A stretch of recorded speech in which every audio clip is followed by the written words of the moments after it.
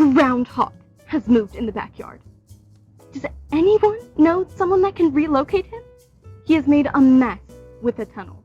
Don't want him to be hurt. He likes apples. We understand what you're going through. We had a family, rather a generation of groundhogs. We would hibernate under a bush. Oops, I made a mistake. They would hibernate, not we. I started feeding them on a daily basis. We got so close where they would come out and allow me to find them, and we would just stare into each other's eyes. It was kind of crazy. But then they moved away, and I don't know what happened to them.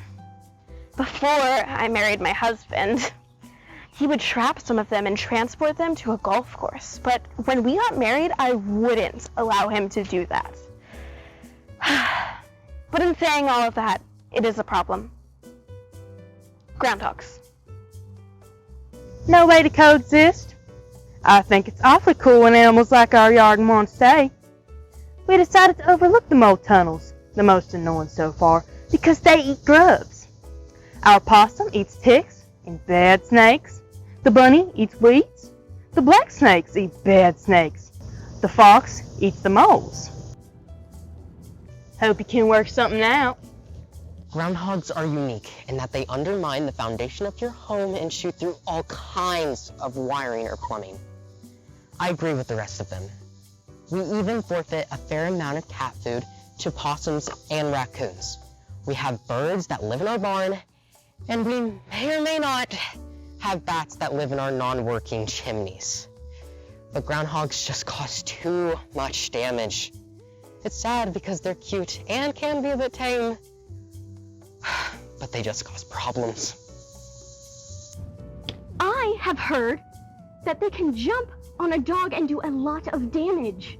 We have 2 small dogs that now cannot run in their fenced-in backyard. This groundhog is a big one. We understand your concerns about your small dog. We have had a small dog when we had our family of groundhogs.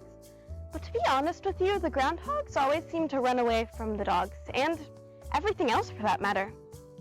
Except for me. I could come and help you trap them. Just let me know. We had a groundhog a few years ago. We placed a Haverhart trap, very humane, near the entrance to his newly dug den, and then cut off all other paths away from the entrance with some freshly trimmed shrub branches. Otherwise, he might have just gone on by the trap. You have to really entice him, or her, into the trap. We used apples with a little peanut butter, broccoli with a little peanut butter, peaches with a little peanut butter. I think he liked the apple.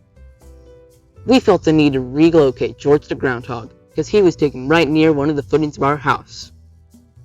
After his departure, I filled it in with stone to reinforce the area. It took 4 or 5 30-pound bags of stone. They can dig.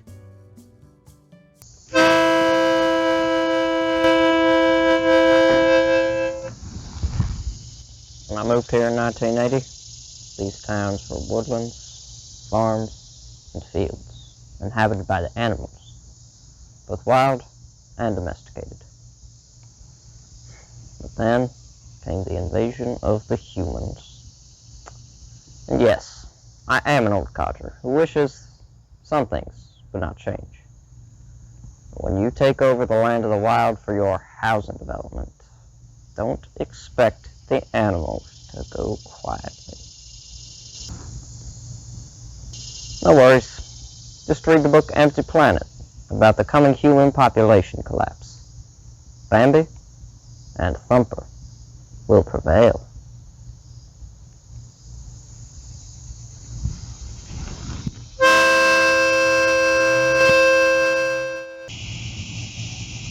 Do you know this man?